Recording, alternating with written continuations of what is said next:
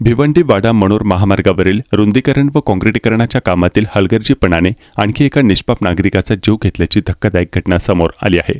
वाडा मनोर मार्गावरील वरले किरवली येथील पेट्रोल पंपासमोर मोरीसाठी खोदलेल्या खोल खड्ड्यात दुचाकी कोसळून रमेश बेंडू पवार वय वर्ष 46 राहणार अलमान यांचा दुर्दैवी मृत्यू झाला।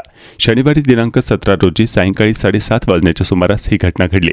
या प्रकरणी ईगल इन्फ्रास्ट्रक्चर या कंत्राटदाराच्या विरुद्ध वाडा पोलीस ठाण्यात गुन्हा दाखल करण्यात आला आहे। मात्र वारंवार अपघात होऊनही प्रशासनाने डोळेझाक केल्याने संताप व्यक्त होत आहे।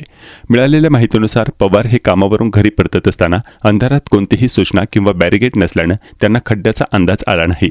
त्यांची दुचाकी थेट 8 ते 10 फूट खोल खड्ड्यात कोसळली।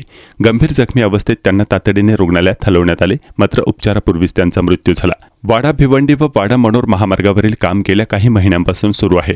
सुरक्षेच्या उपाययोजनांचा अभाव प्रकर्षाने जाणवतो आहे। यापूर्वी अनेक अपघाताच्या घटना घडल्या आहेत। यात अनेक नागरिकांचा बळी जाऊन कुटुंबाचा आधार हिरावला गेला आहे।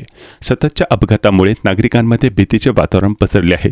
स्थानिकांच्या मते काम सुरू असताना कोणतीही सूचना फलक, बॅरिगेट्स किंवा पुरेशी प्रकाश योजना नसल्याने अपघातांची मालिकाही सुरूच आहे। हा अपघात नसून कंत्राटदार व प्रशासनाच्या निष्काळजीपणामुळे झालेला मनुष्यवध आहे, अशी संतप्त प्रतिक्रिया व्यक्त होत आहे। दरम्यान अपूर्ण व धोकादायक कामांवर तातडीने नियंत्रण आणून नागरिकांच्या सुरक्षेसाठी ठोस उपाययोजना कराव्यात, तसेच दोषींवर कडक कारवाई करावी अशी मागणी जोर धरत आहे।